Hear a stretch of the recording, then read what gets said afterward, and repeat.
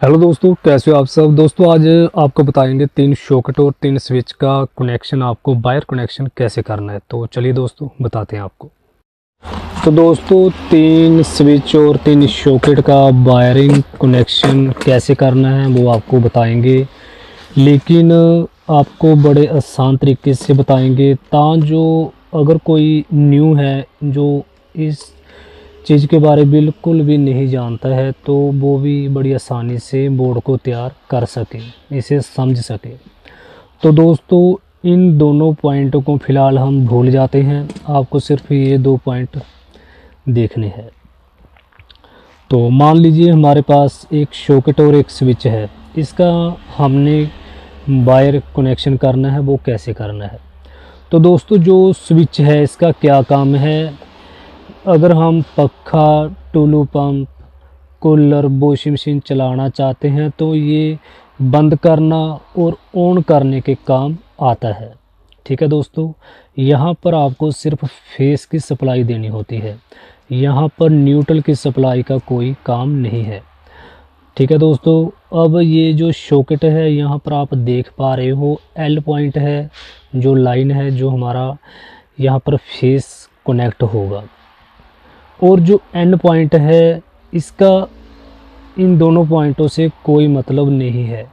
Socket आपकी कोई भी हो, या तो आपकी मंडूल सॉकेट हो, पावर सॉकेट हो, जो न्यूट्रल है इसका स्विच के साथ कोई कनेक्शन नहीं है। जो एंड पॉइंट है यहाँ से हम वायर कनेक्ट करेंगे और इसे बाहर की तरफ छोड़ देंगे।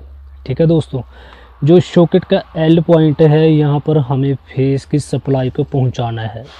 वो कैसे पहुँचेगा? स्विच के इस पॉइंट से यहाँ पर तार कनेक्ट करेंगे और इस पॉइंट पर टाइट कर देंगे, यहाँ पर तार अलग से डालेंगे और बाहर की तरफ छोड़ देंगे। अभी जो दूसरी तार है फेस की वो कहाँ डलेगी? वो स्विच का जो ऊपरला पॉइंट है यहाँ पर। जब हम स्विच को ऑन करेंगे तो क्या होगा, जो हमारा फेस यहाँ रुका हुआ था वो फेस यहाँ पर आएगा, यहाँ से यहाँ आएगा। न्यूट्रल इसकी वायर जो बाहर की तरफ है वो इसे मिल ही रहा है।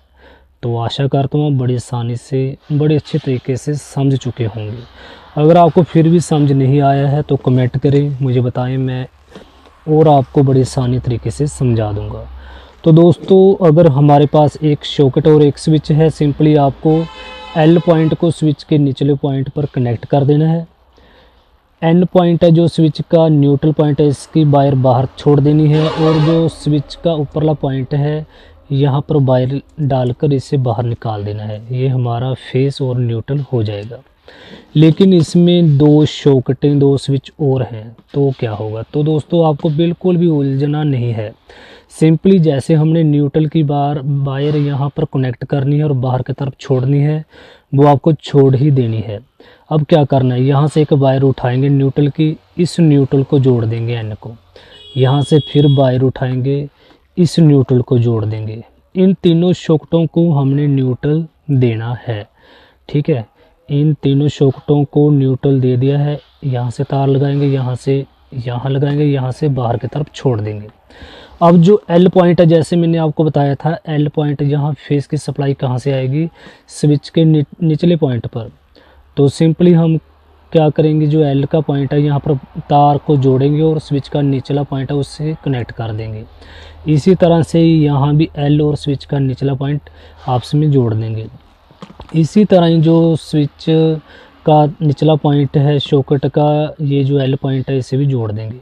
इसे आपको आपस में नहीं जोड़ना है, इन्हें आप अलग अलग रखें। हमने इन तीनों सॉकेटों का अलग अलग से काम लेना है।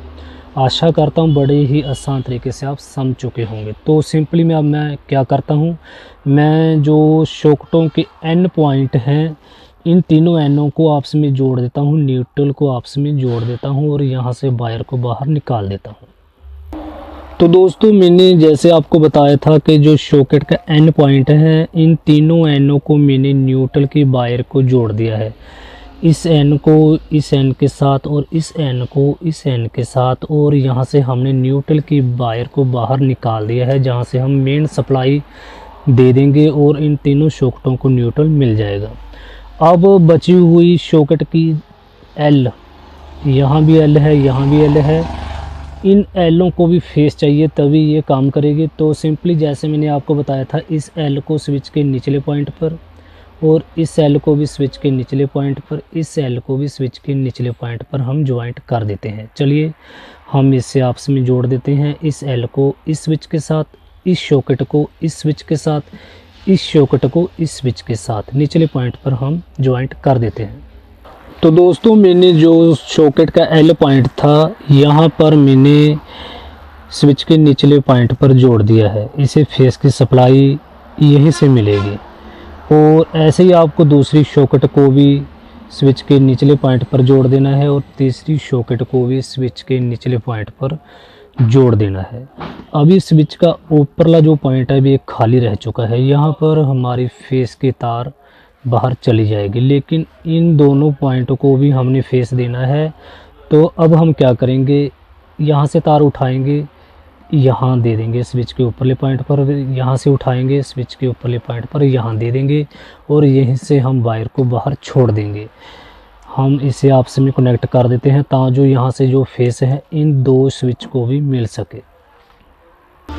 तो दोस्तों जैसे मैंने आपको बताया था कि जो स्विच का ऊपरला पॉइंट रह चुका था, इन तीनों को आपस में जोड़ देना है। सिंपली मैंने यहाँ से वायर को जोड़ा और स्विच के ऊपरले पॉइंट पर लगा दिया। यहीं से मैंने स्विच के ऊपरले पॉइंट पर जाते हुए तीसरे स्विच के ऊपरले पॉइंट पर इसे जोड़ दिया है और यहीं से मैंने तार को बाहर की तरफ निकाल दिया है। अभी हमारा ये बोर्ड बनकर तैयार हो चुका है। आशा करता हूँ आप बड़ी आसान तरीके से समझ चुके होंगे। अगर फिर भी आपको समझ नहीं आ रहा है तो मुझे बताएं, कमेंट करें, तो मैं आसान तरीके से आपको बता सकता हूँ अलग वीडियो बनाकर। तो सिंपली जैसे मैंने आपको बताया है आपको वैसे ही करना है। ये जो दो तारें हैं ये आपको मेन सप्लाई पर जोड़ देनी है। आप ये स्विच ऑन करेंगे ये सॉकेट काम करेगी, इस स्विच को ऑन ऑफ करेंगे ये सॉकेट काम करेगी, इस स्विच को ऑन ऑफ करेंगे ये सॉकेट काम करेगी। आशा करता हूँ आपके लिए वीडियो काफ़ी हेल्पफुल रही हो।